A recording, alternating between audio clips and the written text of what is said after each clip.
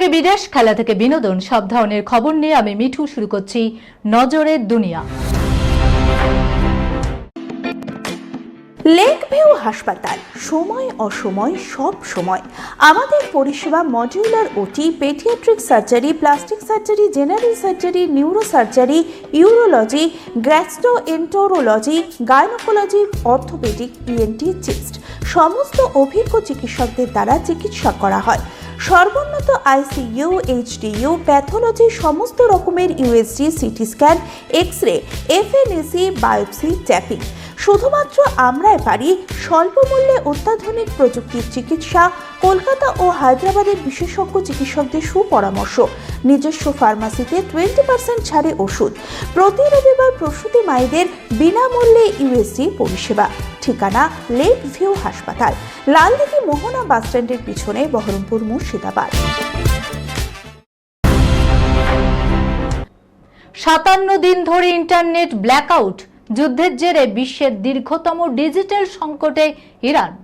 যুদ্ধের জেরে ডিজিটাল সংকটে ইরান। 28 ফেব্রুয়ারি ইরানের মাটিতে ইসরায়েল ও আমেরিকার যৌথ হামলার পর দেশব্যাপী ইন্টারনেট পরিষেবা বন্ধ করেছিল ইরান প্রশাসন।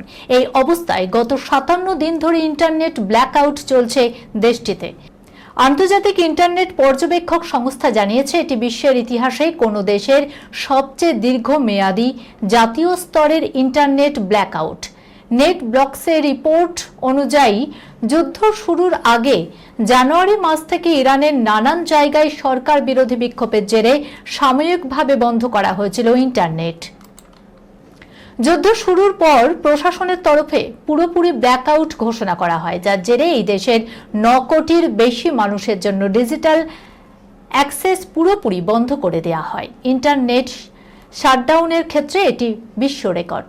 তবে এই ঘটনা মোটেই গর্বের বিষয় নয়।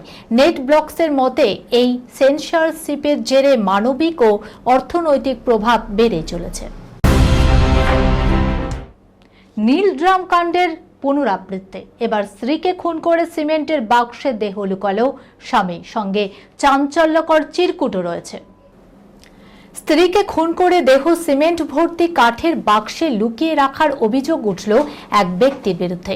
গুজরাটের সুরাটে এই খুনের ঘটনায় চাঞ্চল্য ছড়িয়ে পড়েছে। খুনের পরে পুলিশের কাছে গিয়ে স্ত্রীর নিখোঁজ সংক্রান্ত ডায়েরিও করেছিলেন অভিযুক্ত, কিন্তু তদন্তে পুলিশ জানতে পারে তিনি নিজেই তার স্ত্রীকে খুন করে দেহ লুকিয়ে রেখেছেন। বর্তমানে অভিযুক্ত পলাতক রয়েছেন। দম্পতির বাড়ি থেকে একটি চিরকুটও উদ্ধার করা হয়। সেই চিরকুট উদ্ধারের পরই তদন্তের মোড় ঘুরে যায়। মৃতের নাম শিল্পা সালভি, তিনি একজন ডায়েটিশিয়ান। তার স্বামী 40 বছর বয়সী বিশাল সালভি পুলিশের কাছে অভিযোগ করেন, 4 দিন আগে শেষবার তার স্ত্রীকে দেখা গিয়েছিল। তারপর থেকে তিনি নিখোঁজ হয়ে যান। তদন্তে নেমে দম্পতির বাড়ি থেকে একটি হাতে লেখা নোট উদ্ধার করা হয়। নোটটি তাদের নাবালক ছেলে খুঁজে পেয়ে পুলিশের হাতে তুলে দেয়। মনে করা হচ্ছে বিশাল ওই নোটটি লিখেছেন, যেখানে তিনি স্বীকার করেছেন যে তিনি একটি গুরুত্বপূর্ণ ভুল করেছেন। তার স্ত্রী শিল্পা আর বেঁচে নেই। তদন্তের সময় পুলিশ সালাবাতপুরা থানা এলাকার একটি পরিত্যক্ত বাড়ির খোঁজ পায়।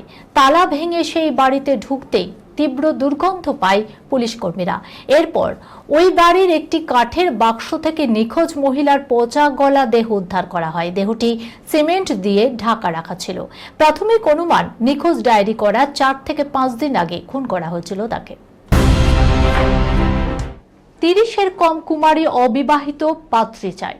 আইআইটি পাস 37 বছর বয়সী কোটিপতি ডিভোর্সি পাত্রের এমন দাবিতে তীব্র বিতর্কের তোলপাড় এখন সোশ্যাল মিডিয়া। অনলাইনে এক পাত্রী চাই বিজ্ঞাপনকে ঘিরে তোলপাড় এখন নেট মহল। সেখানে বলা হয়েছে, আইআইটি স্নাতক এবং একটি $100 কোটি কোম্পানির পরিচালক 37 বছর বয়সী এক ডিভোর্সি যুবকের বিয়ের জন্য 30 বছরের কম বয়সী কুমারী ভার্জিন পাত্রী চায়।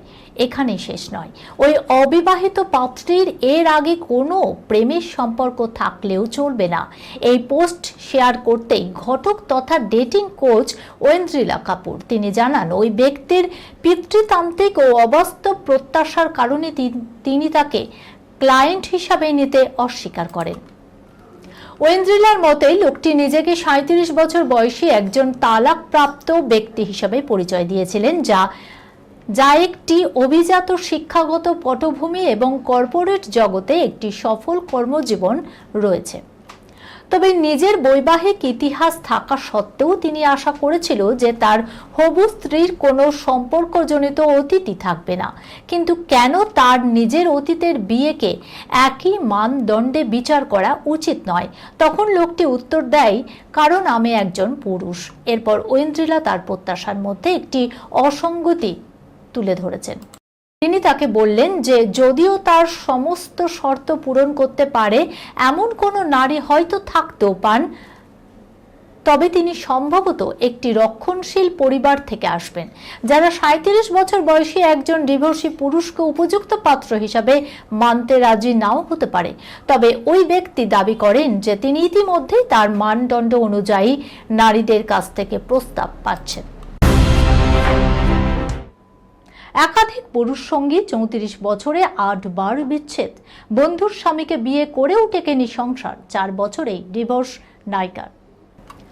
অভিনয় জীবন 10 বছরেরও বেশি দীর্ঘ। টেলিভিশন ও বিজ্ঞাপনে কাজ করেছেন এবং বর্তমানে বলিউড, তামিল এবং তেলেগু চলচ্চিত্রে কাজ করছেন। সম্প্রতি এক সাক্ষাৎকারে অভিনেত্রী 2টি টিভি শোকে তার কর্মজীবনের টার্নিং পয়েন্ট হিসাবে উল্লেখ করেছেন। 2টি ছিল সবচেয়ে জনপ্রিয় এবং হিট টিভি শো এর মধ্যে অন্যতম। 34 বছর বয়সী এই অভিনেত্রী একটি পডকাস্টে জানিয়েছেন যে এত অল্প বয়সে কাজ শুরু করতে পেরে আমি নিজেকে খুব ভাগ্যবান বলেই মনে করছি। তিনি কে? তিনি হলেন হানসিকা। তিনি 8 বছর বয়সে টেলিভিশনে কাজ শুরু করেন এবং শিশু ও প্রাপ্তবয়স্ক উভয়ের কাছেই একজন প্রিয় শিশু শিল্পী হয়ে ওঠেন। এই জনপ্রিয় অভিনেত্রী হলেন হানসিকা মোটওয়ানি। হানসিকা মাত্র 8 বছর বয়সে কাজ শুরু করেছে। হানসিকা জানান, সবচেয়ে ভালো দিকটি হলো তিনি ইন্ডাস্ট্রিকে 2টি যুগের দেখার সুযোগ পেয়েছেন, যে সময় ম্যাগাজিনগুলোতে ক্যামেরা থাকতো এবং আজকের এই ডিজিটাল যুগের মাঝে আমি কিছু অসাধারণ মানুষের সঙ্গে পরিচিত হতে পেরে নিজেকে খুব ভাগ্যবান বলে মনে করি। তখন টিভির ব্যাপক জনপ্রিয়তা ছিল, ডেইলি সোপ এবং শিশুদের অনুষ্ঠানগুলো ছিল তুমুল জনপ্রিয়। হানসিকা 2টো শোয়ের কথা উল্লেখ করেছেন যা তার কেরিয়ারের জন্য খুব সফল ছিল। তিনি বলেন, আমি শাকালাকা বুম বুম এবং দেশ মে নিকলা হোগা চাঁদ থেকে ব্যাপক জনপ্রিয়তা অর্জন করি। তিনি ঋত্বিক রোশনের সঙ্গে কোই মিল গায়া ছবিতে শিশু শিল্পী হিসাবেও কাজ করেছেন এবং হিমেশ রেশমিয়ার আপকা শুরুর ছবিতে প্রধান অভিনেত্রী হিসাবে বলিউডে আত্মপ্রকাশ করেন। 15 বছর বয়সে তিনি তেলেগু ছবিতেই কাজ করেছেন। তামিল সিনেমার প্রধান অভিনেত্রী হিসাবে তার আত্মপ্রকাশ দর্শকদের মন জয় করে নিয়েছিল। ব্যক্তিগত জীবনে 2016 সালে তামিল তারকা শম্ভুর সঙ্গে বিচ্ছেদের পর তিনি মানসিকভাবে বিধ্বস্ত হয়ে পড়েছিলেন। 2022 সালে 4 ডিসেম্বর রাজস্থানে তার দীর্ঘদিনের প্রেমিক সোহেল কাথুরিয়াকে বিয়ে করেন। তবে হানসিকা এবং সোহেলের বিয়ে মাত্র 4 বছর টিকেছিল। বিয়ের মাত্র কয়েকদিন পর থেকেই তারা দুজনেই আলাদা থাকছিলেন। সোহেল আগে থেকেই বিবাহিত ছিল এবং তার প্রথম স্ত্রী ছিল হানসিকার বন্ধু।